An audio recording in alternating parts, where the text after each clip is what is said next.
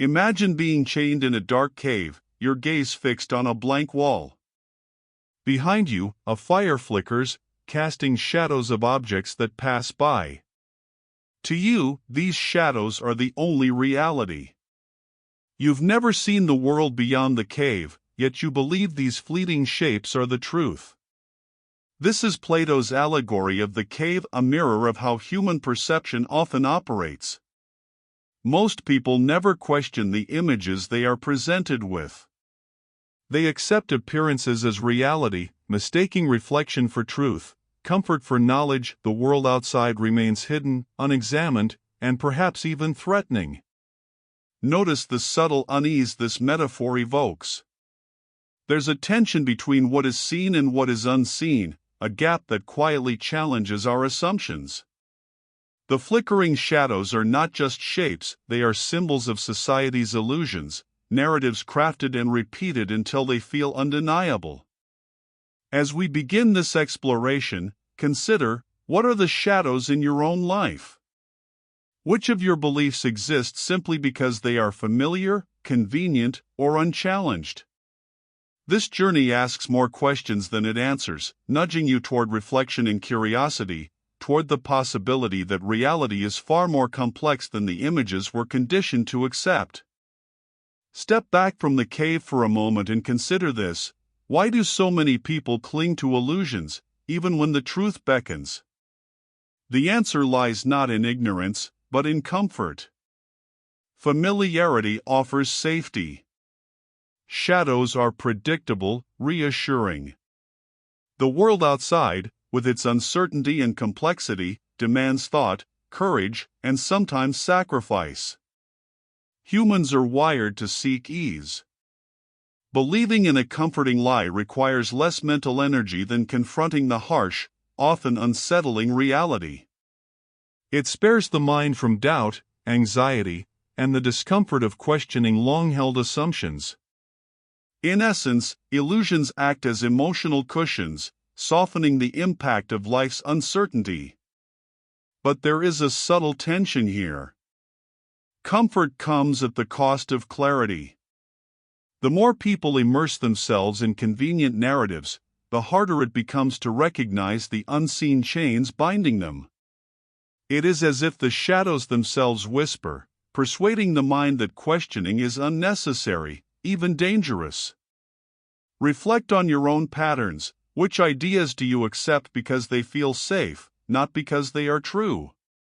Why does challenging a familiar belief feel like stepping into cold, unfamiliar air?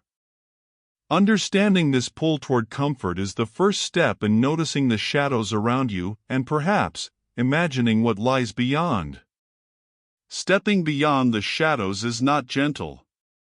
The moment the prisoner leaves the cave, the light of reality strikes sharply.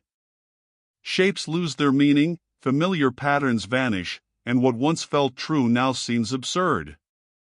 Enlightenment is disorienting, clarity arrives wrapped in confusion and discomfort.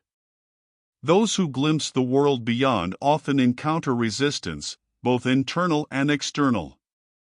The mind rebels against sudden complexity, craving the simplicity of shadows. Meanwhile, society may respond with skepticism, ridicule, or even hostility. To see clearly is to stand apart, isolated, questioning, and sometimes feared. Yet, this tension is precisely what awakens reflection. The friction between individual insight and collective ignorance sharpens perception, forcing deeper inquiry. Each moment of dissonance invites curiosity. What else have I accepted without scrutiny? Which beliefs have I allowed to define reality for me? Imagine yourself stepping outside the cave, feeling the brightness, hearing the unfamiliar sounds, sensing the expanse of a world unfiltered by others' narratives. It is both exhilarating and unsettling. This is the threshold of understanding, where shadows lose their grip, and the mind begins to taste freedom, the first step toward seeing the illusions that shape everyone else's reality. Consider for a moment how much of what you believe has been shaped long before you consciously decided. Culture, education, media, they are the unseen architects of perception, quietly molding collective thought. Stories repeated enough become truths.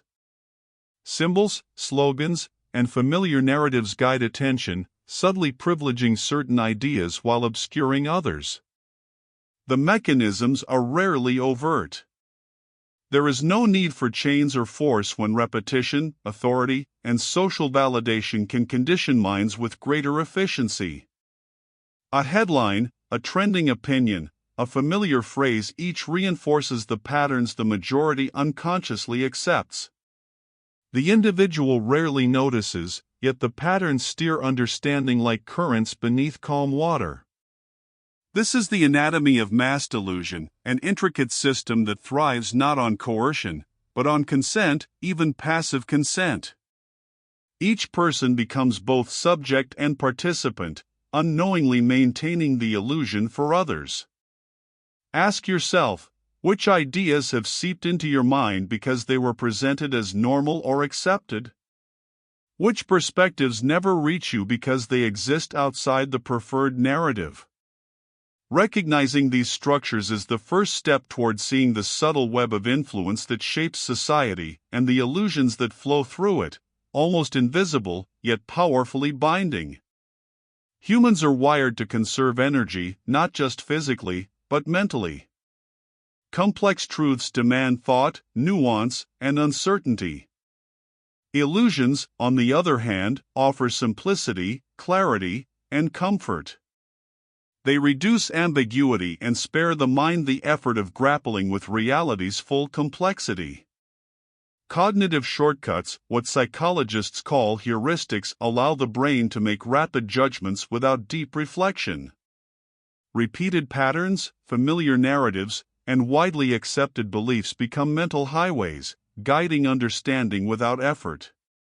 The result is a subtle dependence on oversimplified explanations, a reliance on convenient stories rather than rigorous inquiry. This is why illusions thrive. They are efficient, emotionally soothing, and socially reinforced. People gravitate toward them not out of malice or stupidity, but because accepting them is easier, safer, and less taxing.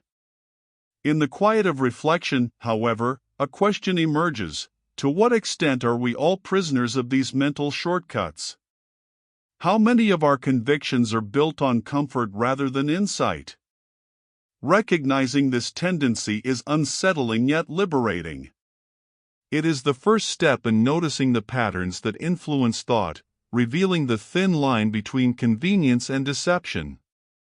The mind begins to wonder, what truths lie hidden behind the easy answers we so eagerly embrace?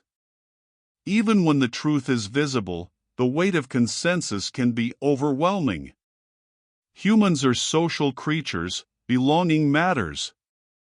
Ideas gain legitimacy not just through evidence, but through acceptance by the majority. Peer pressure quietly enforces conformity, shaping beliefs as effectively as any overt authority. Illusions persist because they are collectively maintained. A single dissenting voice risks ridicule, isolation, or subtle marginalization. The more comfortable the group feels with a familiar narrative, the stronger the resistance to anyone who challenges it. Insight becomes a solitary endeavor, a quiet rebellion against the gravitational pull of shared assumptions. This creates a paradox: seeing clearly often requires standing apart, yet standing apart feels unnatural, even risky. Many abandon curiosity to preserve harmony, trading awareness for social safety. And yet, the mind that dares to question begins to notice the gaps, the inconsistencies, the quiet illusions everyone else accepts without hesitation. Consider your own life. Which ideas have you adopted because others endorsed them? Which beliefs feel normal only because deviation would bring friction or disapproval? Recognizing the cost of consensus is a subtle, powerful awakening, a moment of reflection that reveals both the difficulty and the necessity of thinking independently in a world governed by shared illusions. To see the world clearly is both a gift and a weight. Plato described the enlightened individual as one who has glimpsed the truths beyond the shadows, yet often faces misunderstanding, indifference, or even hostility. Insight, once earned, isolates. Those who perceive patterns others ignore frequently feel alien, disconnected from the rhythm of everyday thought. Clarity brings frustration. While others are content with appearances, the enlightened mind notices contradictions, falsehoods, and the subtle orchestration of collective illusions. It is a lonely vantage point, where truth does not always bring comfort. Instead, it demands reflection, patience, and resilience. Yet there is a quiet strength in this solitude. Recognizing illusions when others do not cultivates discernment, critical thinking, and self-reliance. It validates the subtle sense of difference many feel but cannot articulate. The tension between understanding and alienation becomes a space for growth, a reminder that intellectual independence is rarely popular, yet deeply necessary. As you reflect, consider your own observations. How often do you notice patterns that others overlook? How often does your clarity feel isolating or even unwelcome? Plato's perspective invites empathy for the burden of seeing what most refuse to see and encourages validation for the quiet pursuit of truth amidst widespread ignorance. Illusions are not mere accidents, they are tools. Those who hold power understand the subtle advantage of shaping perception. Control the narrative, and you shape reality itself. Politics, media, and social hierarchies thrive on this principle. The more people accept the illusion, the easier it is to maintain authority without force. Manipulation rarely wears a mask of aggression. Instead, it disguises itself as normalcy, logic, or consensus. A carefully constructed story, repeated endlessly, can direct collective thought, making the improbable seem inevitable and the questionable unquestionable. The masses, comforted by familiarity, often unknowingly reinforce the very structures that limit their autonomy. Recognizing this creates a quiet tension. Every belief, every assumption, becomes a question: how much of my understanding is mine, and how much has been orchestrated by forces beyond my awareness? The line between free thought and subtle influence blurs, and curiosity awakens. As you reflect, consider the implications. What truths are withheld not through coercion, but through convenience and repetition? How often do societal illusions serve the few at the expense of the many?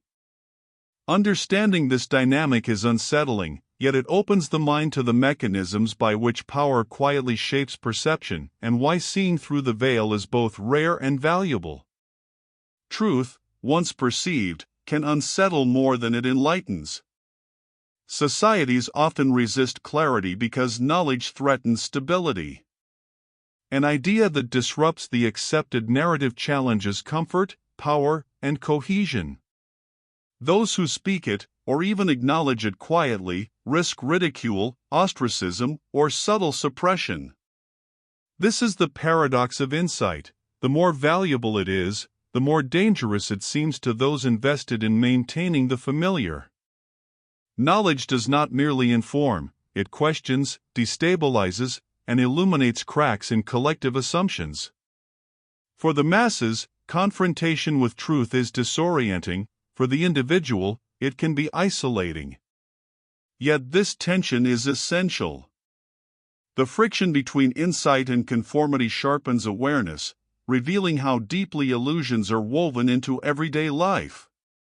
Every suppressed idea, every quietly ignored inconsistency, becomes a signal of the unseen structures that shape perception. Ask yourself, how willing are you to face what is uncomfortable, what challenges convenience, what exposes assumptions long held as truths? Recognizing the threat truth poses is not a call to rebellion, but a reflective invitation. It awakens curiosity, encourages vigilance, and gently guides the mind to question which realities are mine and which are carefully maintained shadows. There is a quiet reason illusions endure: they feel safer than truth. Reality is often complex, unpredictable, and indifferent to our preferences. Illusions, by contrast, are curated. They smooth rough edges, simplify chaos, and offer narratives where outcomes feel manageable. In this sense, fiction becomes emotional shelter. The mind gravitates toward what reduces strain. Uncertainty triggers anxiety, ambiguity demands effort. A comforting story about society, about success, about ourselves restores a sense of control. Even if the story is incomplete or distorted, it provides stability. And stability, emotionally, feels like safety. This is not weakness. It is human psychology. We prefer coherence over confusion, reassurance over disruption. The familiar belief, even when flawed, creates continuity in identity. To question it is to risk internal instability, to momentarily lose the ground beneath our understanding. Yet within this comfort lies a subtle cost.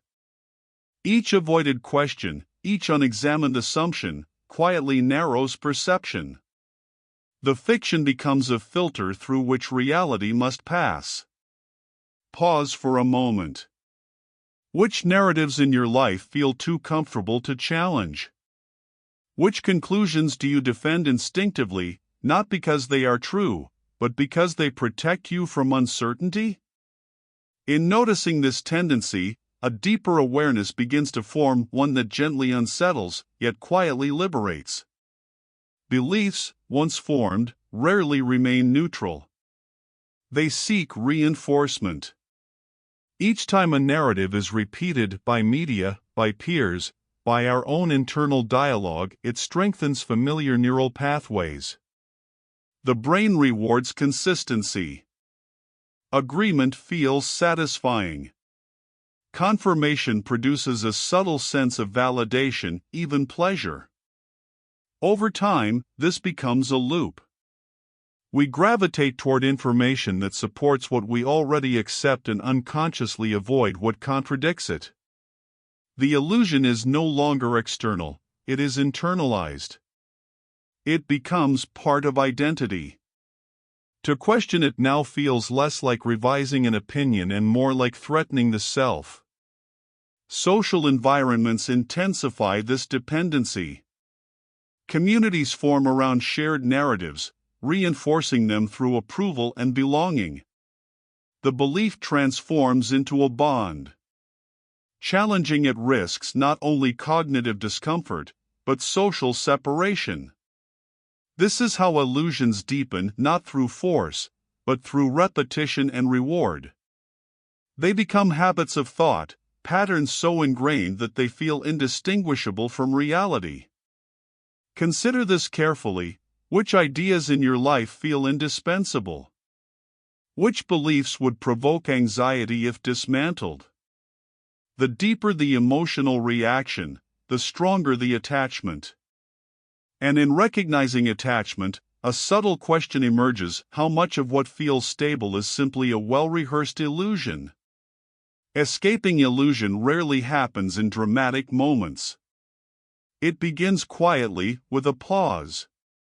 A hesitation before agreeing. A question asked internally instead of dismissed. Small acts of awareness interrupt automatic belief, creating space between perception and acceptance. The first step is not rebellion, but observation. Notice emotional reactions when a familiar narrative is challenged. Notice the impulse to defend, to dismiss, to rationalize. These reactions are signals. They reveal attachment, not truth. By observing them without judgment, you loosen their grip. Another subtle shift is exposing yourself to dissonance intentionally. Seek perspectives that unsettle you, not to adopt them blindly, but to test the strength of your own reasoning. Curiosity replaces certainty. Reflection replaces reflex. Gradually, the mind becomes less dependent on immediate validation and more comfortable with ambiguity. This process is slow, almost invisible. Yet over time, awareness compounds. Illusions lose their automatic authority. You begin to choose beliefs deliberately rather than inherit them passively. There is no need for grand declarations or dramatic exits from the cave. Liberation begins with attention. And as attention sharpens, a quiet confidence forms, the sense that clarity is not a destination, but a discipline practiced daily. There are moments, rare, quiet moments, when the noise fades. A conversation exposes a contradiction no one else seems to notice. A headline feels strangely incomplete.